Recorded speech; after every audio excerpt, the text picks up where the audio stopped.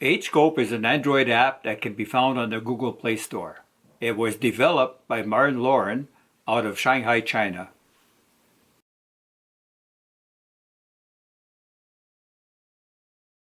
It provides Android support to numerous budget-oriented oscilloscopes, providing an alternative to the manufacturer's original Windows-based software. Brands such as Handtech and O1 and Loto and others. It is also the software behind the HS402 oscilloscope circuit, right? For those that have the gumption to build their own. Best of all, it provides support for the HS500 series oscilloscopes. The HS502, which was the original, and the HS512 Max, both of which I featured here on the Gadgets playlist. They come right out of the box, licensed, ready to go, a no-brainer.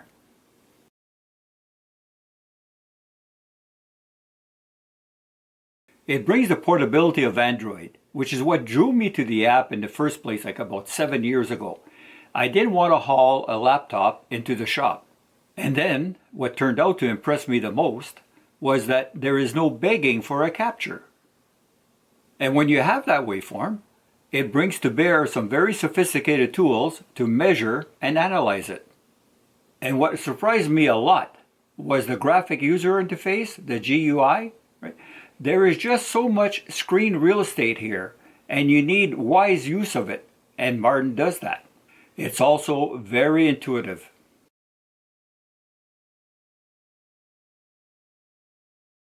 When I first downloaded the app 7 years ago, it was at version 64. At the time of the making of this video, it is now at version 505. Imagine all of the improvements, all of the added features in that period of time. So yes, it's intuitive. You can be up and running fairly quick by just tapping around on the screen a bit. You'll get your first waveform. But to get full benefits of all of these advanced features, a little bit of help will go a long way.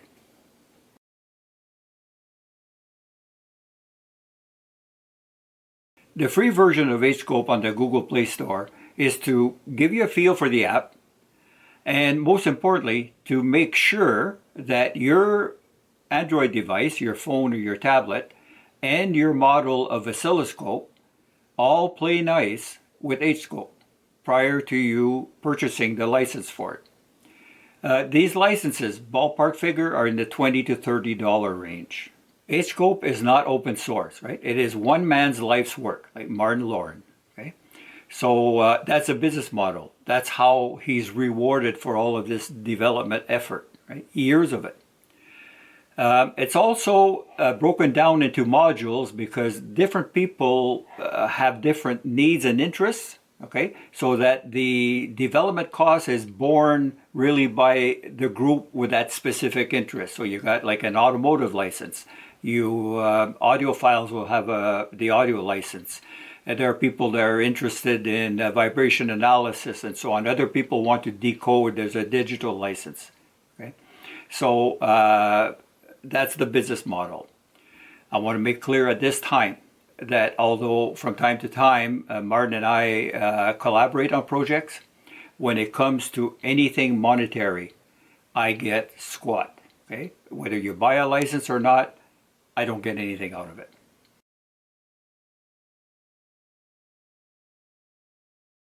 You got two basic groups that use HScope. You've got the geeks, right? They're into electronics. They'll use HScope and a budget oscilloscope, and they're trying to do what with more money you might do with a bench oscilloscope. Okay? It's not my strong suit, and when I present stuff in this series of tutorials that relate to electronic use, I'm going to have to lean heavily on others like Martin and others in our Telegram HScope Lounge. These are guys that do know electronics. The other group of users are automotive. Okay? So automotive technicians, I'd say that outnumbers everybody else. HScope has now made inroads into that automotive field. I'm not an automotive technician, but I've been a DIYer since the age of, say, 16. So I've got 57 years of shade tree mechanic. Okay? So I know enough to be dangerous. Okay? And I'll be able, I think, to best explain all of the different automotive related features of HScope and bring them across here. So I'm told that I have teaching skills. So they'll be put to the test here.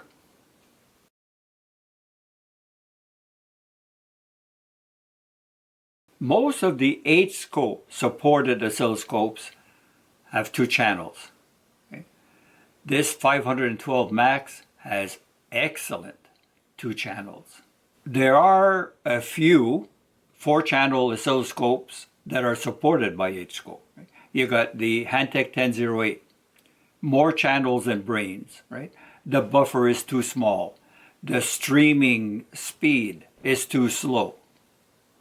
There's a Handtech 6074, a much stronger scope, but it's 8-bit of vertical resolution. It's a very, very big drawback.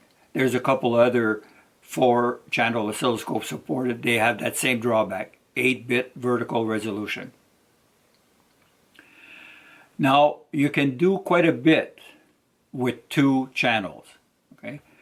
And I would much rather 2 excellent channels than 4 lackluster ones. Of course, the holy grail would be to have a 4-channel, low noise, high resolution oscilloscope supported by HScope. There are efforts underway to do that, but I'm not privy to any timeline on it. Okay? So I'm going to join you in cheering Martin on into, at some point, developing it and bringing it onto market.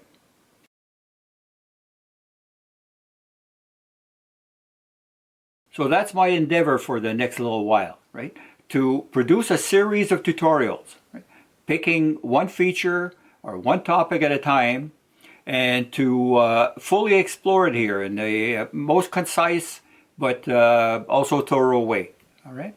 So subscribe to the channel, put on that notification bell so you don't miss any of them, and we'll see you on the next installment.